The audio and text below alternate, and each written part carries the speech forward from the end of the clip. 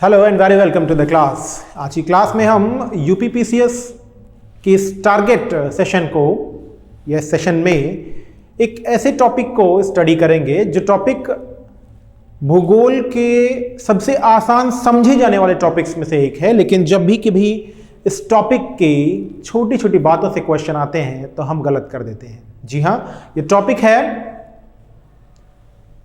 ब्रह्मांड यानी यूनिवर्स। और ब्रह्मांड यानी यूनिवर्स के इस टॉपिक में मैं गौरव सर टीसीएस एकेडमी के यूट्यूब पोर्टल में आप सभी के लिए ये सेशन जो कि ब्रह्मांड यानी यूनिवर्स पर आधारित है, और यूनिवर्स का ये कंप्लीट पॉइंट नहीं, यूनिवर्स का एक इंपॉर्टेंट सेक्शन हम आज डिस्कस करेंगे इस क्लास में। 2021 का नोटिफिकेशन अभी नहीं आया है, लेकिन फिलहाल हम पे प्रिपरेशन ऐसी करनी है कि प्रीलिम्स एग्जामिनेशन में हम पहले ही से ही ये जान जाएं कि हम प्रीलिम्स क्वालिफाई होंगे और मेंस की प्रिपरेशन हम तभी से शुरू कर देंगे। आइए अब हम आज के टॉपिक को ओपन करते हैं। जो आज का टॉपिक है वो है द सन यानी सूर्य। जनरली हम सूर्य के बारे में जो बातें जानते हैं उससे क्वेश्चन अब नहीं पूछे जाते हैं, और अब सूर्य की आंतरिक संरचना, सूर्य की विशेषताएं, इन सबसे प्रश्नों को पूछा जाने लगा है। यानी आयोग अब जो प्रश्न पूछता है वो थोड़े से टिपिकल पूछता है, और थोड़े से टिपिकल पॉइंट से अगर क्वेश्चन आते हैं तो शायद हम गलत कर देते हैं। कब? जब हम प्रिपरेशन बहुत मुकम्मल ढंग से नहीं किए रहते। तो आइए हम समझते हैं सूर्य। आपको पता है कि सूर्य पृथ्वी समेत सभी ग्रह का, जितने भी ग्रह हैं, यानी जो 8 ग्रह हैं, जो क्षुद्र ग्रह हैं, वो सभी, उन सभी के लिए जनक का काम यानी बर्थ फादर का काम कौन करता है? सूर्य करता है। उन सभी के केंद्र का काम कौन करता है? सूर्य करता है। आपको पता है कि सूर्य का या सूर्य की परिक्रमा कौन करता है? सभी ग्रह, उपग्रह, ये सभी करते हैं। और इन सभी के लाइट या एनर्जी यानी ऊर्जा का जो एकमात्र स्रोत है वो कौन? वो सूर्य है। तो प्रश्न कहां है? प्रश्न यही है कि सौर मंडल के, ये क्या है? ये है सौर मंडल। तो सौर मंडल के का जनक कौन है? सूर्य है। क्वेश्चन आ गया, क्लियर करिए आपने। फिर पूछा कि सौर मंडल का केंद्र कौन है? आपने क्लियर किया कि केंद्र जो है वो सूर्य है। और सौर मंडल की ऊर्जा का स्रोत कौन है? तो सौर मंडल की ऊर्जा का स्रोत सूर्य है। सूर्य के बारे में 3 पॉइंट, ये जनक है, ऊर्जा देता है, और सौर मंडल के केंद्र में है। साथ ही इसका सूर्य के व्यास की चर्चा हम कर लें। सूर्य का व्यास, डायामीटर। देखिए, जब भी कभी सूर्य के व्यास या डायामीटर की चर्चा होगी तो ये बहुत बड़ा है। और कितना है? 13.84 लाख, 13.84 लाख किलोमीटर, 13.84 लाख km। ये हमेशा याद रखेंगे। जो सूर्य का डायमीटर 13.84 लाख किलोमीटर, और पृथ्वी से इसकी दूरी 14,95,98,000 किलोमीटर। आइए देखते हैं अब सूर्य की अन्य विशेषताओं को। पहले हम सूर्य की विशेषताओं को एक फिगर के माध्यम से देखने की कोशिश करते हैं कि सूर्य का पहले हम उसकी संरचना का एक फिगर बना लेते हैं, और उस संरचना के फिगर के अनुसार हम अलग अलग पॉइंट में उसे समझने की कोशिश करते हैं। देखिए, सूर्य का एक भाग जिसे हम कोर कहते हैं, यानी जो भाग क्या है? केंद्र है। उसके बाद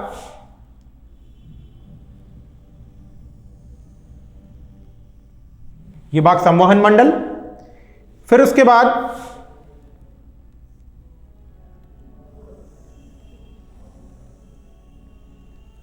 एक और भाग, यानी मुख्य रूप से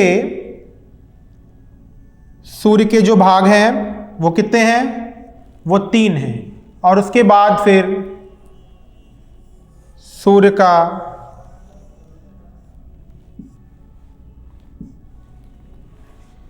पहले इस सूर्य के 3 भागों को हम अलग अलग समझ लेते हैं। कौन कौन से 3 भाग?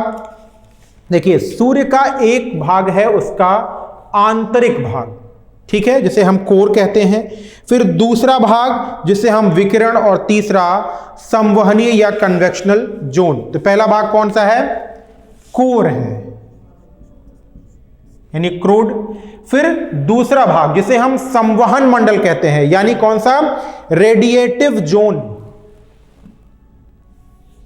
ये पार्ट, फिर ये पार्ट।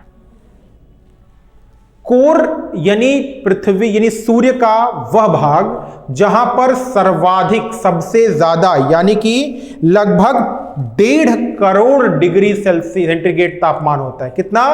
1.5 crore degree centigrade. और यही तापमान, ये जो 1.5 करोड़ डिग्री तापमान है, वो विकिरण मेखला यानी रेडिएटिव जोन, कहां से?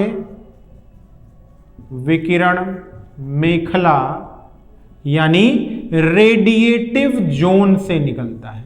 विकिरण मेखला यानी रेडिएटिव जोन। क्यों? क्योंकि ऊर्जा कहां से शुरू होगी? ऊर्जा होगी सूर्य के केंद्र से, और सूर्य के केंद्र से जो ऊर्जा निकलती है, जो कितनी है? ये कोर से 15 मिलियन कह सकते हैं, या 1.5 करोड़ डिग्री सेंटीग्रेड, राइट। यहां से जो ऊर्जा निकलती है वो किसके फॉर्म में? ये फोटॉन के फॉर्म में निकलती है। क्वेश्चन कहां है? क्वेश्चन यही है कि सूर्य के केंद्र से जो ऊर्जा निकलती है वो किस फॉर्म में निकलती है? वो फोटॉन के फॉर्म में निकलती है। किस फॉर्म में निकलती है? फोटॉन के फॉर्म में निकलती है। क्वेश्चन यही है। उसके बाद ये ऊर्जा सूर्य की, ये विकिरण, क्योंकि जब भी कोई पार्ट गर्म होता है तो क्या करता है? विकिरण करता है, इसीलिए इसे कह दिया गया विकिरण मेखला। और विकिरण मेखला के बाद जो तीसरा आउटर पार्ट है, यानी जहां पे सूर्य की स्थिति खत्म होती है, उसे कहते हैं हम संवहनीय मेखला यानी कन्वेक्शनल जोन। संवहनीय मेखला यानी कन्वेक्शनल जोन। तो कोर यानी क्रूड, उसके बाद रेडिएटिव जोन यानी विकिरण मेखला, संवहनीय मेखला यानी कन्वेक्शनल जोन। और ये जो कन्वेक्शनल जोन है ये कोशिकाओं से निर्मित होता है। अभी हम एक एक करके चर्चा करते हैं। तो जो पहला पार्ट है जिसे हम कोर यानी केंद्र कहते हैं, ये 15 मिलियन या 1.5 करोड़ डिग्री सेंटीग्रेड तापमान यहां पर जनरेट होता है। और 3.48 लाख किलोमीटर, बहुत important, 3.48 lakh kilometre, 3.48 lakh kilometre इसका क्या है? व्यास है। पूरे सूर्य का व्यास कितना था? 13.84 लाख किलोमीटर, और इसका पॉइंट कितना है? 3.84 लाख किलोमीटर। यही वो क्षेत्र होता है जहां पर परमाणुओं का विभाजन इलेक्ट्रॉनों और नाभिकों में होता है, और जिससे किसका निर्माण होता है? जिससे निर्माण होता है प्लाज्मा का। तो क्वेश्चन आ जाए, प्लाज्मा का फॉर्मेशन कैसे होगा? तो जब 1.5 करोड़ डिग्री टेम्परेचर पर, 1.5 करोड़ डिग्री सेंटीग्रेड टेम्परेचर पर परमाणुओं का विभाजन इलेक्ट्रॉनों और नाभिकों में होता है, तो इससे प्लाविका या प्लाज्मा का निर्माण होता है। और उच्च गति से, अत्यधिक उच्च गति से परमाणुओं के नाभिकों के टकराने से एक प्रोसेस होता है जिसे नाभिकीय संलयन, नाभिकीय संलयन यानी कि न्यूक्लियर फ्यूजन की प्रक्रिया होती है। तो नाभिकीय संलयन या न्यूक्लियर फ्यूजन से एनर्जी निकलती है, और ये जो एनर्जी है यही सूर्य की ऊर्जा या ऊष्मा का स्रोत है। उसके बाद जो विकिरण मेखला है वो 3.82 लाख किलोमीटर का इसका डायामीटर है, और यही वो एरिया है जहां से फोटॉन, एक्स और गामा किरणें इसी मेखला से होकर के निकलती हैं। तो फोटॉन, एक्स और गामा किरणें विकिरण मेखला यानी कि रेडिएटिव जोन से ही कहां निकलती हैं? इसी मेखला से होकर संवहनीय यानी कन्वेक्शनल जोन तक जाती हैं। उसके बाद है संवहनीय मेखला, 1.9 लाख किलोमीटर इसका डायामीटर, 1.39 लाख किलोमीटर का इसका डायामीटर है, 1.39 लाख किलोमीटर का डायामीटर। और ये कन्वेक्शनल जोन, यहां पर कोशिकाओं की एक लेयर होती है। क्वेश्चन आ जाए, क्वेश्चन कहां है? क्वेश्चन यही है कि किस परत में कोशिकाओं की मेखला होती है? तो संवहनीय परत में कोशिकाओं की मेखला। क्वेश्चन कहां है? क्वेश्चन यही है कि कोशिकाओं की मेखला किस भाग में होती है? तो वो संवहनीय मंडल में होती है और यहीं से होकर सौर ऊर्जा बाहर निकलती है। फिर उसके बाद आता है ये सूर्य का बाहरी धरातल, ये आउटर धरातल है, यानी ठीक संवहन मंडल के ऊपर। तो सूर्य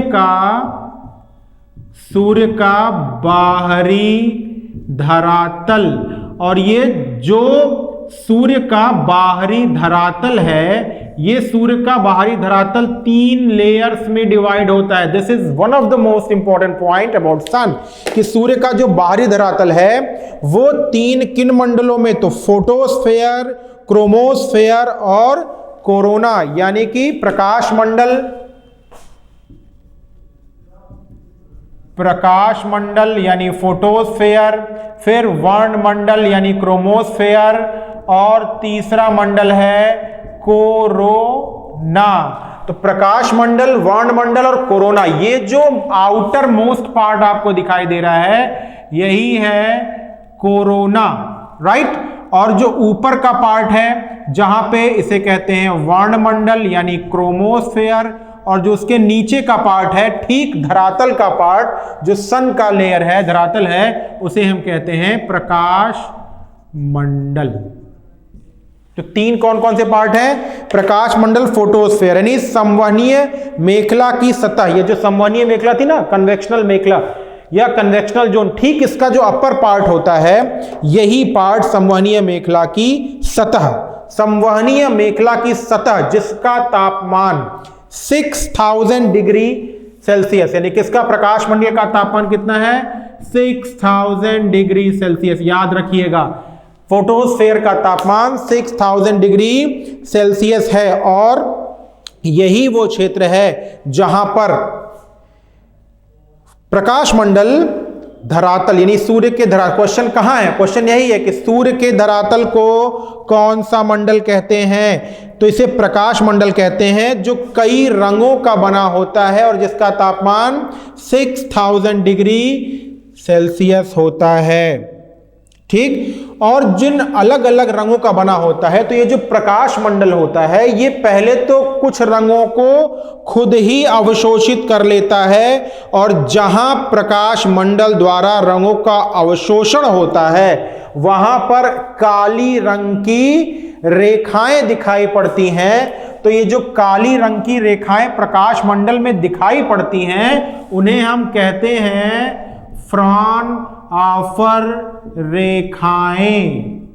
तो क्वेश्चन कहां है? क्वेश्चन यही है कि फ्रॉनहोफर रेखाएं कहां पर दिखाई देती हैं? तो फ्रॉनहोफर रेखाएं आपको प्रकाश मंडल में दिखाई पड़ेंगी, जहां पर प्रकाश मंडल कुछ रंगों का खुद अवशोषण कर लेता है, और यहां पर फ्रॉनहोफर रेखाएं दिखाई पड़ती हैं। सन स्पॉट्स या सौर कलंक भी कहां बनते हैं? तो क्वेश्चन कहां है? क्वेश्चन यही है कि सन स्पॉट्स यानी सौर कलंकों का निर्माण कहां होता है? तो सौर कलंकों का निर्माण फ्रॉनहोफर रेखाओं के द्वारा ही होता है। ये जो फ्रॉनहोफर रेखाएं दिखाई पड़ती हैं वो क्यों दिखाई पड़ती हैं? क्योंकि प्रकाश मंडल यानी जो प्रकाश मंडल है वो कुछ रंगों का खुद अवशोषण कर लेता है, तो जो काले रंग की रेखाएं बनेंगी फ्रॉनहोफर रेखाएं होंगी, और इसी प्रकाश मंडल पर सौर कलंक यानी सन स्पॉट दिखाई देते हैं। आगे बढ़ते हैं। फिर वर्णमंडल, क्रोमोस्फेयर। तो वर्णमंडल सूर्य का वायुमंडल। क्वेश्चन कहां है? क्वेश्चन यही है कि सूर्य के वायुमंडल को क्या कहते हैं? तो क्वेश्चन कहां है? क्वेश्चन यही है कि सूर्य के वायुमंडल को क्या कहते हैं? तो सूर्य के वायुमंडल को हम वर्णमंडल कहते हैं। और ये क्या है? ये प्रकाश मंडल के ऊपर लगभग 2000 से 3000 किलोमीटर की ऊंचाई या घेरे में फैला होता है। क्वेश्चन कहाँ है? क्वेश्चन यही है कि प्रकाश मंडल का, यानी प्रकाश मंडल के चारों तरफ का मंडल क्या कहलाता है? तो वही क्रोमोस्फेयर या वर्णमंडल कहलाता है, जो 2000 से 3000 किलोमीटर की मोटाई में है।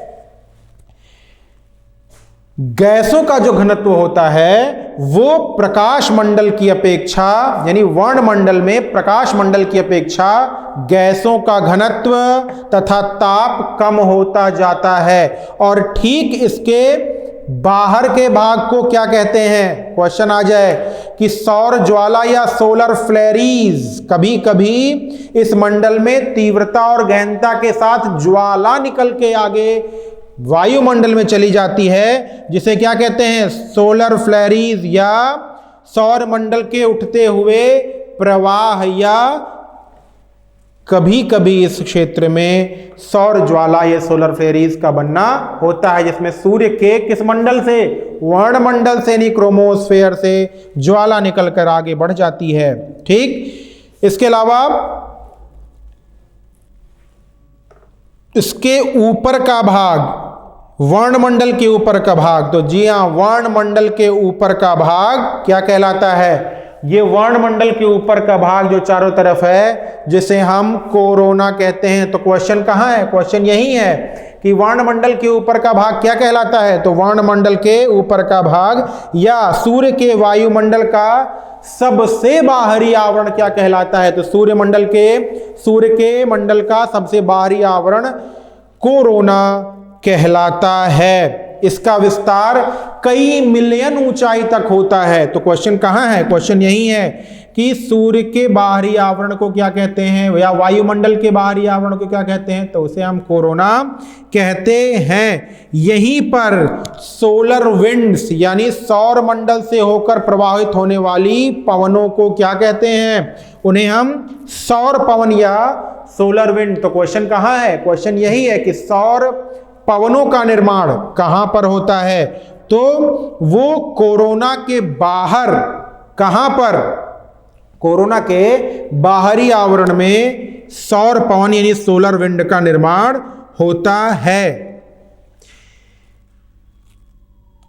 कोरोना के क्षेत्र में सूर्य के ध्रुवीय भागों में होल दिखाई पड़ते हैं, जिन्हें हम क्या कहते हैं? जिन्हें हम कोरोना होल कहते हैं। तो क्वेश्चन कहाँ है? क्वेश्चन यही है कि कोरोना होल क्या है? तो कोरोना होल सूर्य के ध्रुवीय भागों में कोरोना मंडल में हुए छिद्र को हम क्या कहते हैं? कोरोना होल कहते हैं। और ये सूर्य जिसकी एज 10 अरब वर्ष है, उसमें से लगभग 4.7, लगभग 5 अरब वर्ष खत्म हो चुके हैं, और सूर्य को अभी खत्म होने में लगभग 5 अरब वर्ष बाकी हैं। तो 10 अरब वर्ष का सूर्य है, जिसमें से 4.7 बिलियन ईयर्स अगो इसकी एज हो चुकी है। तो क्वेश्चन कहाँ है? क्वेश्चन यही है कि सूर्य की एज कितनी है? तो लगभग 10 अरब वर्ष है, 10 बिलियन ईयर्स अगो है।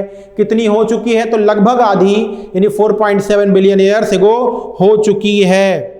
ठीक, और ये कब खत्म होगा? जब सूर्य के केंद्र की संपूर्ण जो हाइड्रोजन है वो हीलियम में तब्दील हो जाएगी।